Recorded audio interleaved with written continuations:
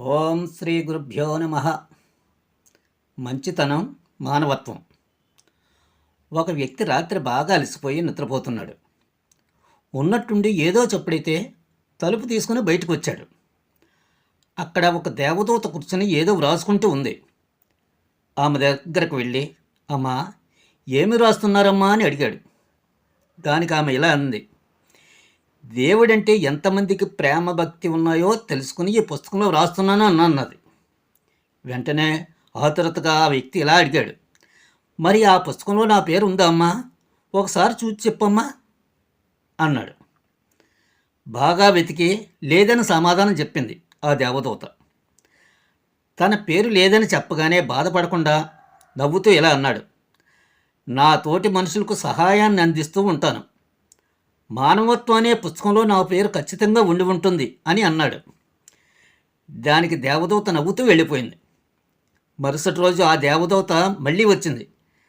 తన చేతిలో ఒక పుస్తకాన్ని కూడా తీసుకుని వచ్చింది. ఆమె చేతిలోని పుస్తకాన్ని అలాగే చూస్తున్నాడు ఆ వ్యక్తి. ఏంటి తదేకంగా చూస్తున్నావు?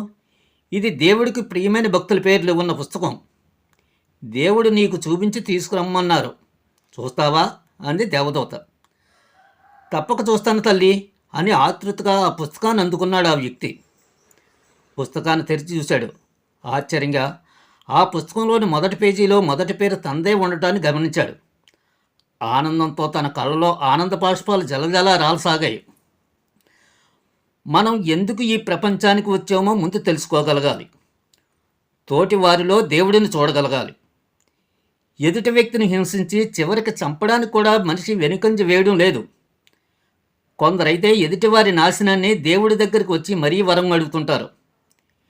దేవుడికి ఇష్టమైన వారిగా మనం మారాలంటే మనలో కాస్త మానవత్వం ఉంటే చాలు. వేలకు వేలు దేవుడికి సమర్పించనక్కర్లేదు.